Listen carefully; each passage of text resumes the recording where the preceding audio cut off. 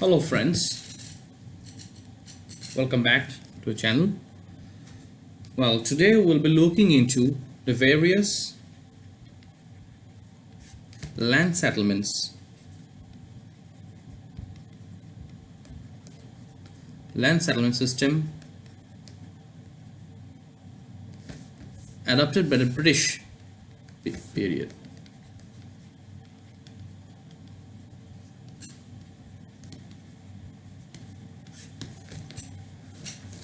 I apologize for my handwriting.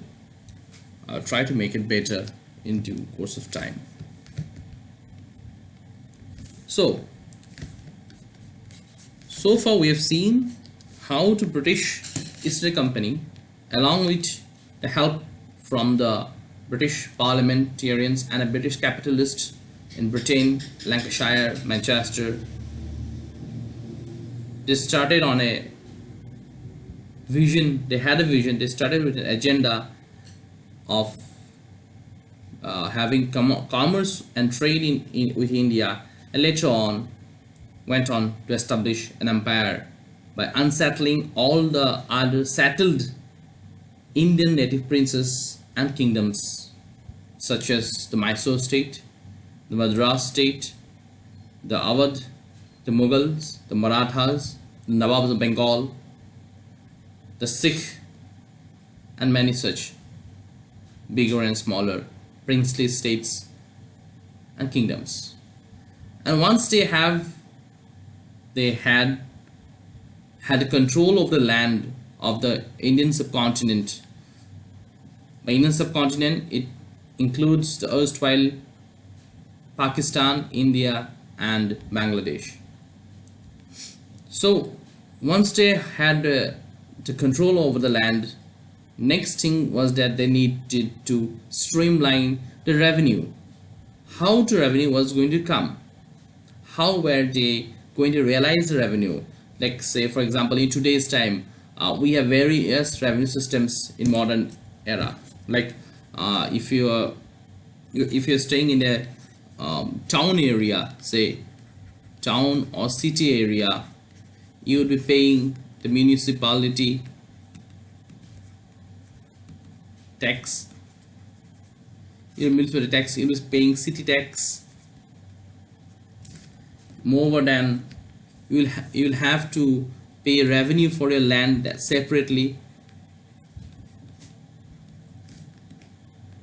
Usually this is, in most of the states, this is very less. So various kinds of money earning systems are even today used, and to realize this we had the collector. This is the position Ali held by an ICS officer in the British period.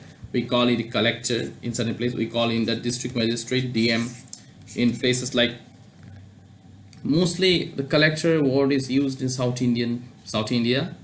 DM is used mostly in generalized fashion. It is used in the areas around UP, Bihar, Jharkhand, yes, and to some extent in West Bengal, Odisha. Then we have the deputy commissioners. Deputy commissioners you would find across northern states, also in northern India, also in certain places you come across deputy commissioners. So anyway, these people are there to collect the revenue. They are responsible for realization of the revenue.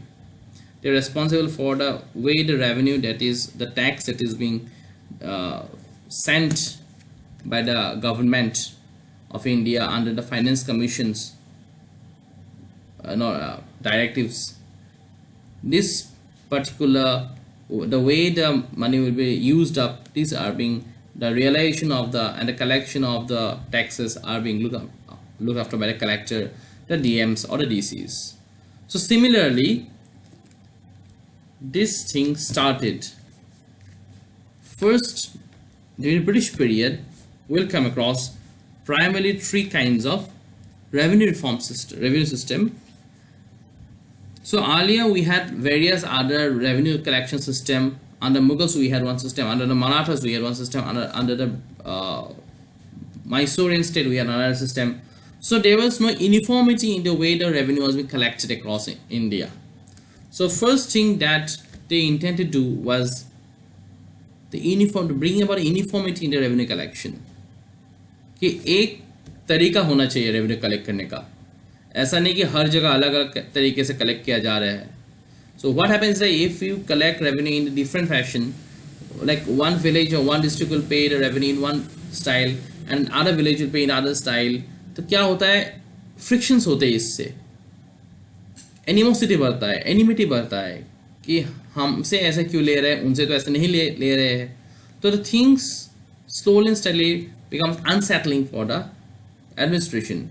So that is why it was it was around 1793 first revenue system, or we can say it was the first revenue reform being brought about by the Britishers in India, and it was called a Permanent Settlement Act.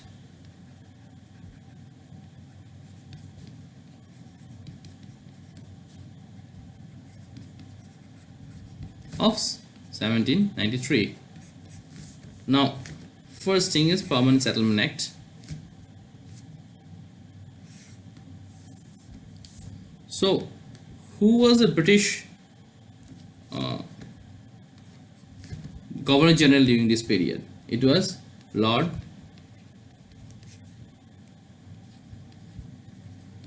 Cornwallis. Now see, Lord Cornwallis was the father of Indian ICS, Imperial Civil Services, by Indian Civil Services. So he was the father of this thing, and it was he who started this Permanent Settlement Act. Now, two words. First is the permanent. Why permanent? Why not temporary? And then settlement. किस चीज का settlement? Revenue का settlement. The revenue settlement. This is an act. So, why? पहला कारण why? Permanent. Why not temporary? It is because there were certain basic characteristics of this act, and this, when we will go into the basic characteristics of this act, we will understand why it was called a Permanent Settlement Act. What happened was that Cornwallis wanted to create a concept of private ownership. We did not have private ownership in India. It was more of like that, like this is a land, piece of land is like this is Mughal India. This is Mughal India. This is entire Mughal India. इसके अंदर ये जागीर्स थे, अलग अलग nobles के अंदर जागीर्स थे, जागीर 1, जागीर 2, जागीर 3, जागीर 4. तो द नॉबल्स एंड द मनसब्स जिसके अंदर ये जागीर्स रहते थे, और द जागीरदार्स,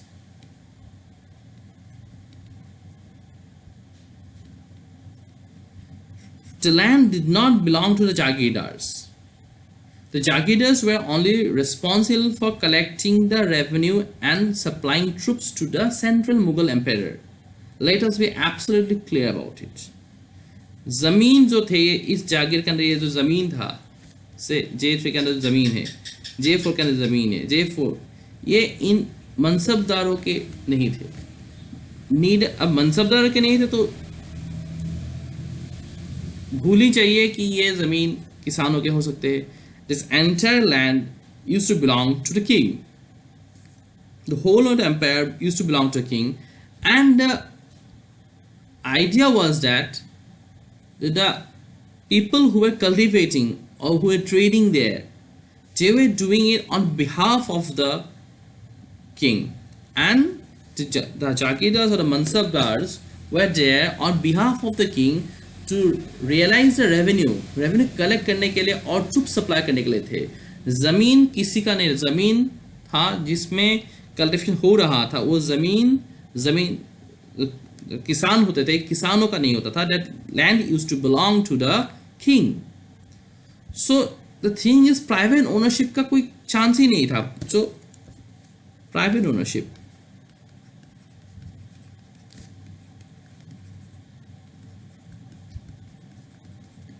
जैसे कि आज like मैं जिस घर में रहता हूँ, that is my own house, the land belongs to me or my father or my grandfather or my grandmother. Similarly, it's the case with you.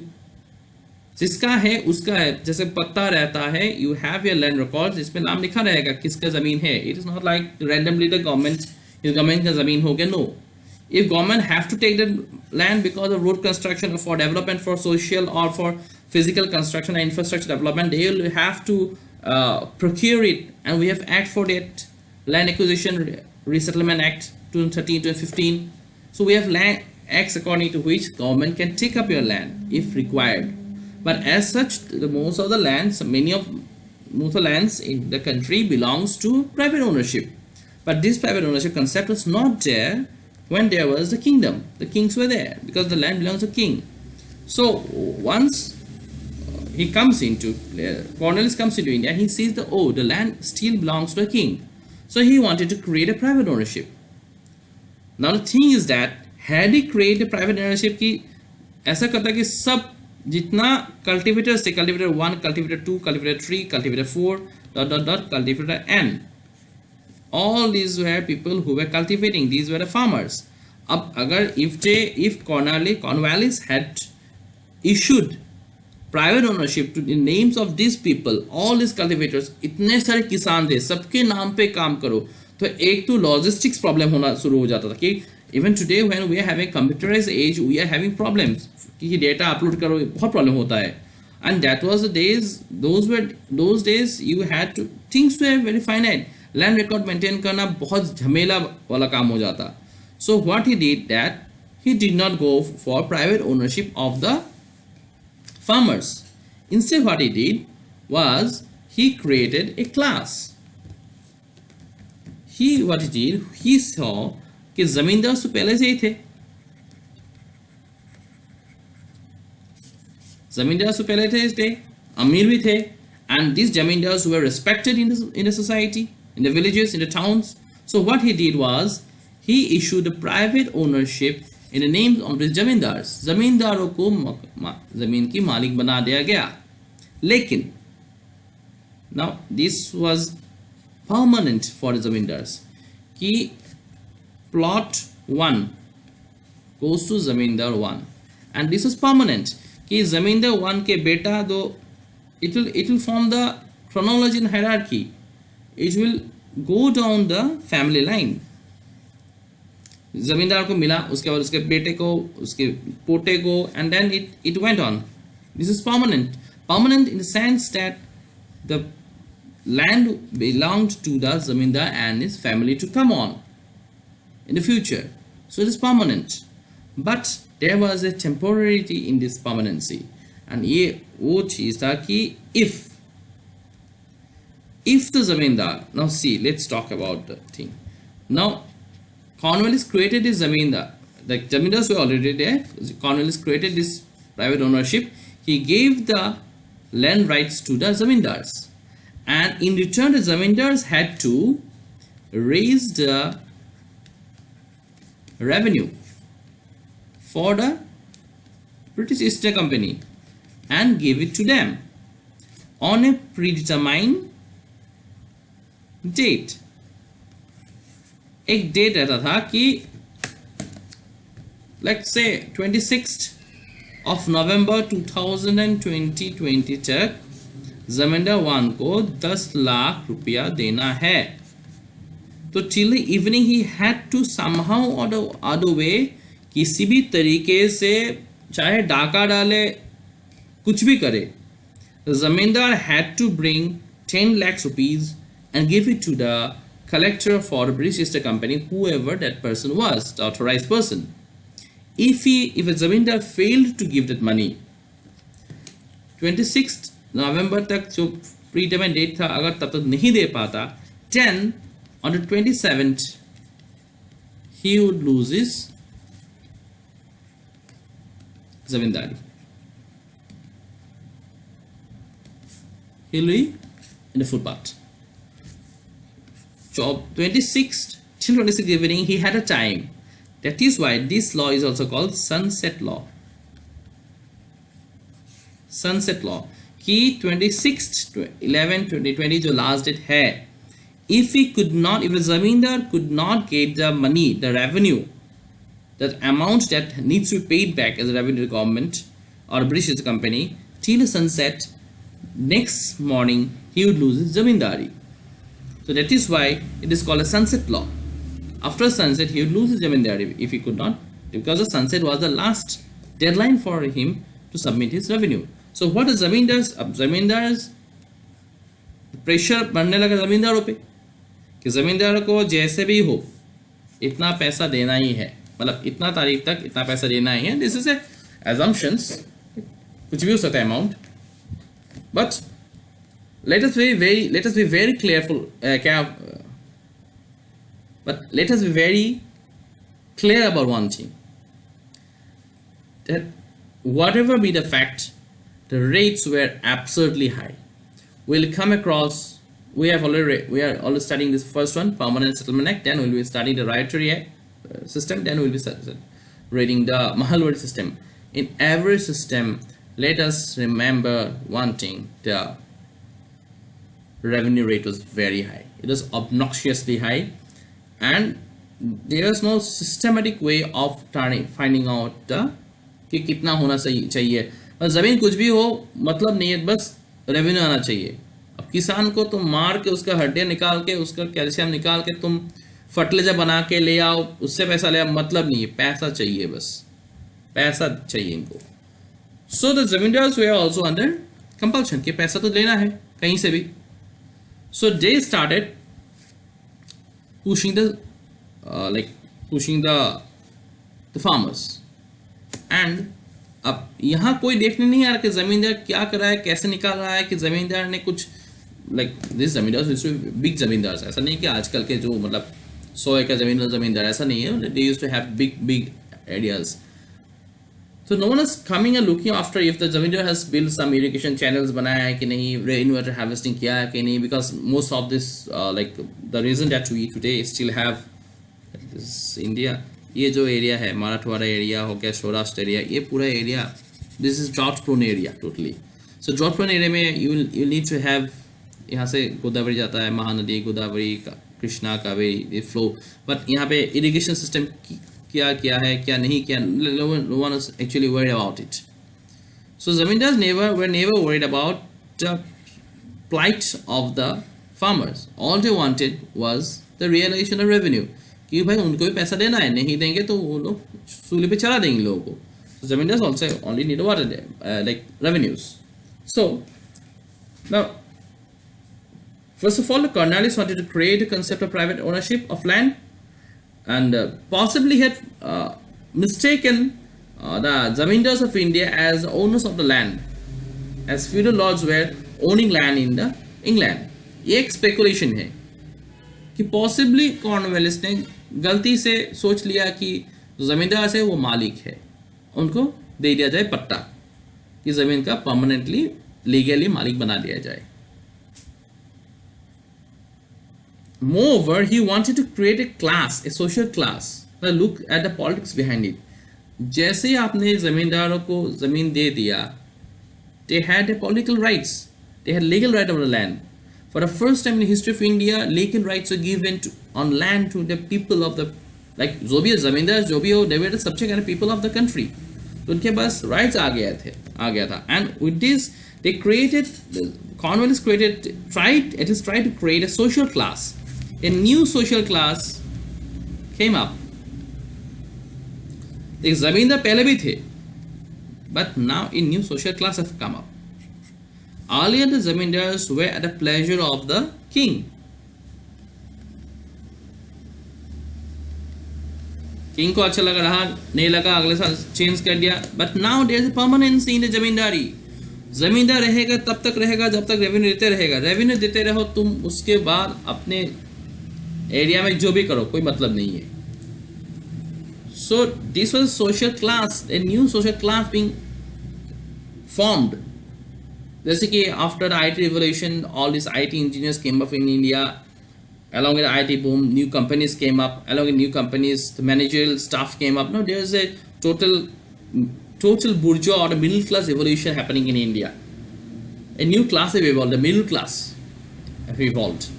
Though it was earlier there, but with the IT revolution, a totally new middle class have evolved. Similarly, this was zamindari was a new social class that had evolved, and he wanted. And अब जैसे कि आपको अगर सरकार बोले कि आपके पास ज़मीन था नहीं और जज से आके बोल दिया कि जिस ज़मीन पर रह रहे थे वो ज़मीन आपका हो गया आज से, तो definitely will be happy, I will be happy अगर मुझे ज़मीन मिल जाए. तो this social class they always wanted to appease the British government.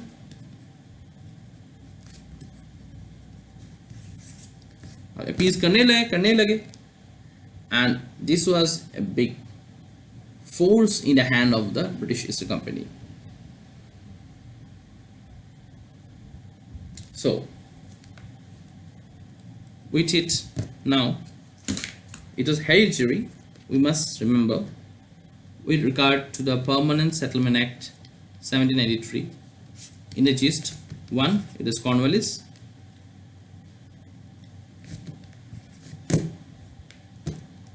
Second, it is hereditary.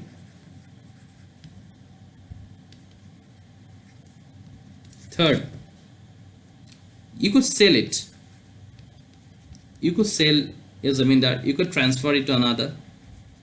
किसी और के नाम ट्रांसफर कर सकते थे. And you can even mortgage.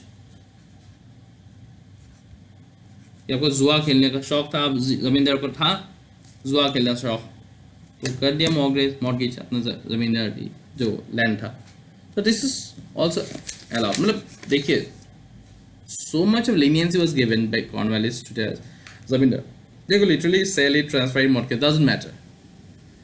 The only thing is that पैसा आना चाहिए, सनसेट लॉ फॉलो होना चाहिए, पैसा आना चाहिए. नाउ कहाँ ये था, the reason. So this is roughly an Indian map. तो कहाँ ये था. 1793 तक नॉर्थ ईस्ट का पार्ट, नॉर्थ ईस्ट इंडिया का पार्ट नहीं था तब तक.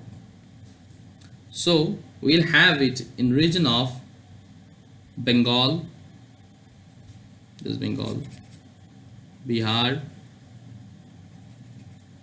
and Orissa, and parts of Banaras division of UP. तो कहाँ का था? First was Bengal, second is Bihar,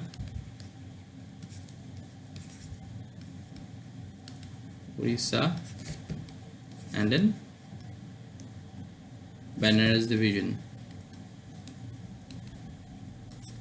It covered 19% of Indian land. 19% Indian land cover करता था. Basically, the eastern sector, the whole of eastern sector was covered under the Permanent Settlement Act. We'll see there is a correlation, because this will be the area, this is the area where the Naxalism started, only because of this Permanent Settlement Act. Now, moving on. As time, now see, still this was made till 1793, because 1793 they had won over Battle Buxar, Battle of Plassey, and this was the area that British have won. Now Mysore was not yet won. Mysore was not India won. Mysore will be won in 1799, and Marathas will be won in 1819. Sikh will be won in 1849. So अभी तक बाकी India के लिए नहीं बना है. जिस reason वो लोग जीत गए थे, look at their effectiveness. 1765 they make a treaty, and 1793 they makes it act for entire whole of region that is under them within 30 years. 30 साल भी नहीं लगा उनको एक्ट ले आने के लिए. And here we are fighting for the Kaveri water for the last 30 years. Settlement ही नहीं आ रहा है कावेरी का. 30 साल हो गया पानी के ऊपर. यहाँ लैंड रेवेन्यू फिक्स करी इन लोगों ने, और यहाँ हमें 30 साल से कावेरी का पानी कौन कितना लेगा वही कंक्लूजन में नहीं आ पा रहे हम लोग. Look at us the Indians. Then we have the riotary system.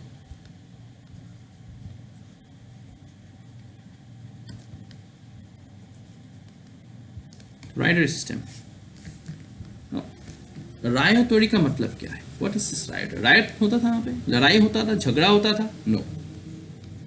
Riot means farmers, the cultivators.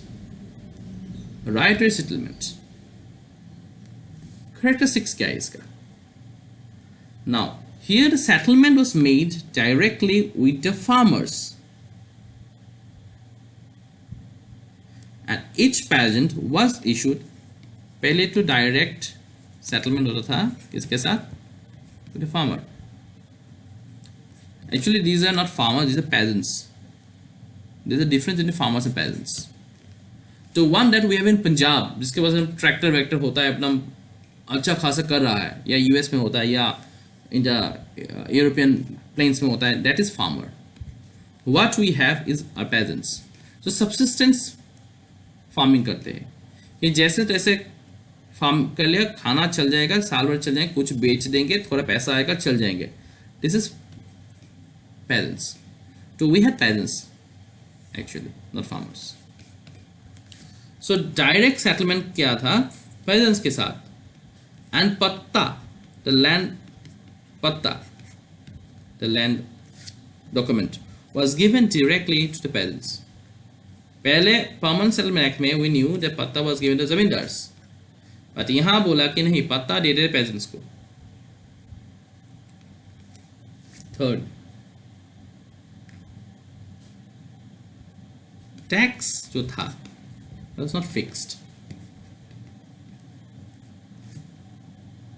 and could be revised 20 to 30 years. Tax was not fixed and it could revise 20 to 30 years. 20-30 साल बाद फिर revise कर सकते हैं. That is what even we follow today. But what was not good was the high tax rate. Very high tax rate actually, very high. This was problematic. But here we see the characteristic of the riotary system was that the direct settlement was being made with the peasants. Patta or land ownership was given to the peasants, and tax was not fixed, and it could revise 20 to 30 years. Who could revise the tax? Of course, British East India Company or the Governor General of India could revise the tax, and the tax rates were very high. Now, हम कह सकते हैं कि पहले तो जमींदार के साथ किया या पेजेंट्स के साथ करने का जरूरत क्या है, because doing looking from the administrative point of view and the exploitative nature that the British had, why now go for a treaty with the peasants or an act for the peasants?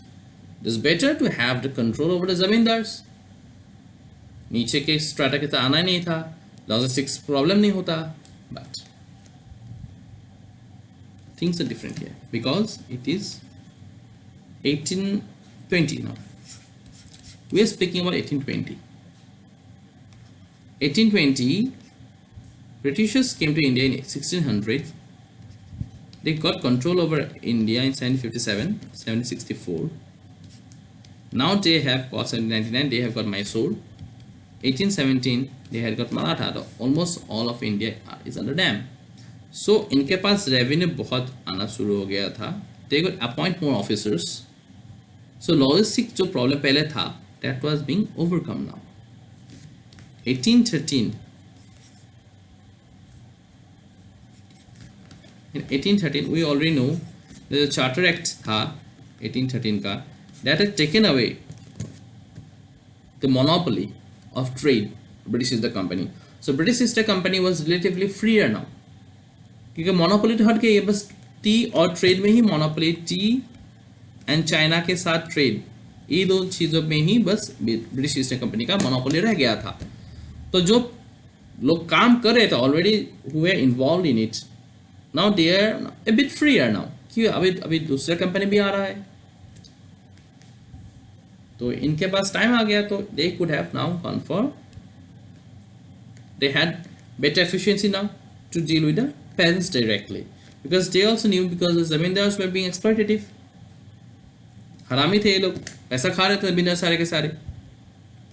So they want for a direct talk with the British, to the peasants, and this was being introduced by Thomas Munro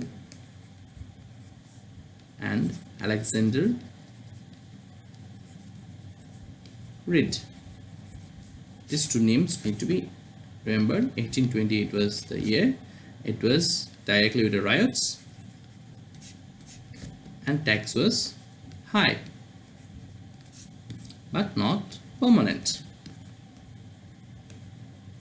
And ये कहाँ कहाँ लागू होगा? Now let's go back to the map again. Now we see कहाँ होगा. Obviously बात है 1820 में लॉ बन रहा है, ये सभी के सभी अभी इनके ये दो इनके नीचे आ गए. 1799 1819 तो बॉम्बे और Maratha empire comes under them. अब पहले बॉम्बे में गुजरात भी आता था, वो 1960 के अराउंड डिवाइड हुआ. तो now they Bombay and this they brought Madras under this. अभी जो सिंध है, सिंध वाज ब्रॉट बीच के position Berar, that was brought. Now Mysore was brought. So we can see that this entire area, we can see that one thing we can notice is that 1819 they finally wrap up with Marathas, और एक साल के अंदर they brought the Revenue Settlement Act for the entire South India. Look at their administrative fastness, the efficiency, the swiftness they had. India अभी होता तो ये लोग हम लोग तो बैठे रहते कि हाँ होगा, देखते हैं, समय मिलते हैं तो देख ले, कर लेंगे, अगले साल कर लेंगे, इलेक्शन जीतेंगे फिर करेंगे, चलता रहता. Look at the Britishers. 1819 they are done with the, like 1799 they are done with Tipu. 1890 they are done with Maratha. Before anything can come back, they straightforward takes up the revenue. ये revenue सब कुछ होता है, they takes up the revenue. Revenue ले लेंगे तो पैसा अपने हाथ में आ जाएगा, तो रिवॉल्ट कौन करेगा? राजा का थोड़ा सा छोटा छोटा एक पैलेस देने के, पेंशन देने के, राजा चुपचाप बैठा रहेगा. They took up this entire part now. Now this is what was dangerous, because पूरा India is now under them. Look at it, how they have done it. And the third,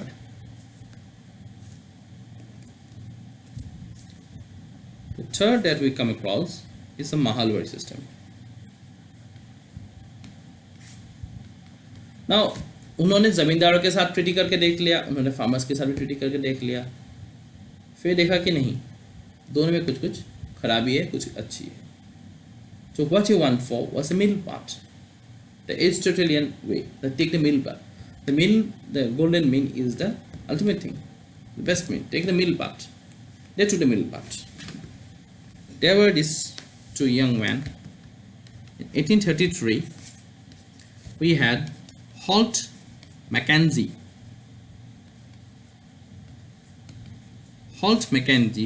And Martin's Bird. They introduced the Mahalwari system. What happened was that under the system, several villages, जिसके बहुत से villages से club कर दिया गया था, grouped together, and was referred to as a mahal. And one person was chosen as a representative. इस महल का one representative. It was like we have the constituency nowadays, MLA MP constituency, उससे एक representative आता है, एक MLA होता है, एक MP होता है, kind of such that, not They did not have anything power like MP, MLA, but it was more representative. कि आप you had 5, 6, 7, 8, 10, 20 villages under you. You collect the revenue and give us to us. They could not go for the zamindars because zamindars started growing powerful. They could not go for the peasants because peasants could not be, मतलब इतना peasants थे जो logistics problem होना ही था, और सबको तो माँ धर के आप कुछ कर नहीं सकते हो ना. अब एक जमींदार था, उसको हटा देता था, दूसरा जमींदार आता था, वो कैसे भी करके पैसा दे देता था गवर्नमेंट को. Now Monroe and Reed went for the butter system with the peasants in the royalty system that was in the regions of the south. And now in Mahalwari system, Alt McKenzie or Martin Bird comes up with this innovative step of making the Mahalwari system, जहाँ पे एक representative होगा, 5-6 villages को gather करेंगे, club करेंगे, उसमें एक representative होगा, उसका वो पैसा payment लाके दे देगा periodically to the British East Company or the collector, and it was called the temporary zamindari settlement.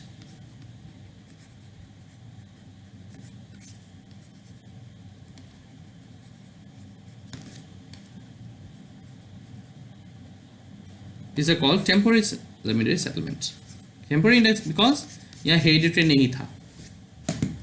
Nothing was permanent. Here also the rates are very high, exclusively high rates, but to some extent we can say that they at least tried to bring in, चाहे अपने लाभ के लिए क्यों ना हो, but yet they tried to bring in a uniformity in the entire working of the revenue system, because the Britishers understood that what could make them live, prosper and have command and control of the Indian subcontinent was the division of the subcontinent across religion, caste, creed, and realization of the revenue as much as possible, profit making from the country, eating it inside out, and hence establishing the supremacy over India. With these three are the most important land revenue system being developed in the area. Oh well. Now, where was the Mahalwari system applicable? The Mahalwari system was applicable in Punjab, Western UP, and Central India. We see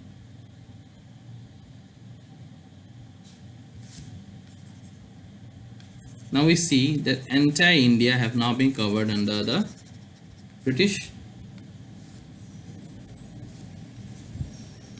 revenue system. We see it. कोई भी जगह बचा नहीं था, and they have done it swiftly 1793 to 1833. They did 40 years. Within 40 years, they conquered the whole of subcontinental India, and then they established themselves as the king and the queen and the lord of the country. सोने के चिड़िया का नया बादशाह आ चुका था, and the revenue was now totally under the control of British East Company, by the British Parliament and Britain. With this, we come to an end to today's session of the Land Settlement Acts. I hope you like this video. Do share this video with your friends and do comment in the section. Thank you. Stay safe, stay indoors.